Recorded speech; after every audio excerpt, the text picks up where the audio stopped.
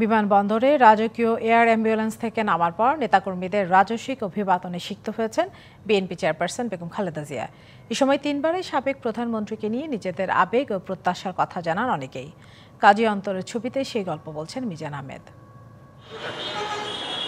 তীব্র গরম উপেক্ষা করে আপাদমস্তক ধানের আচ্ছাদনে ঢাকা এই মানুষটির নাম আনিসুর রহমান। বিএনপি চেয়ারপারসনকে এক নজর দেখার জন্য ছুটে এসেছেন উত্তরের জেলা নাটোর থেকে। সবচেয়ে বড় প্রত্যাশা যে আমরা বিগত সরকারের মতো হতে চাই না, আমরা সামনে সুন্দর বাংলাদেশ, আগামী বাংলাদেশ চাই।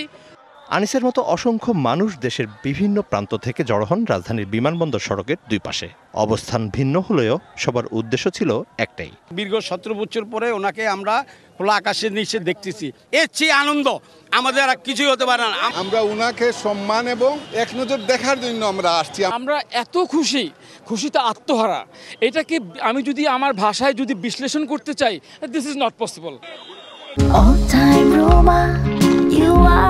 All time Roma. Taste it, love it. একসময় রাজপথে নামে বিএনপি চেয়ারপারসনের গাড়িবহর। নেতাকর্মীদের ফুলেল ভালোবাসায় সিক্ত হন খালেদা জিয়া।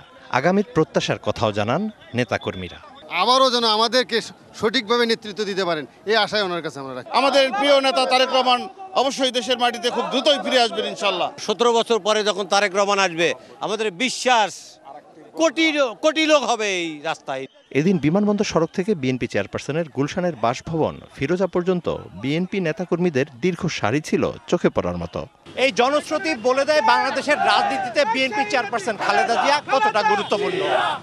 মাতার মতো পুত্র তারেক রহমানও এই রাজস্বিক অভ্যর্থনার মধ্য দিয়ে অচিরেই দেশে ফিরবেন, এমনটাই প্রত্যাশা বিএনপি নেতাকর্মীদের। আর এভাবেই বাংলাদেশের গণতান্ত্রিক অগ্রযাত্রায় নতুন মাত্রা যোগ হবে সেই প্রত্যাশা দেশবাসী। Mizan Ahmed, DBC news, Dhaka.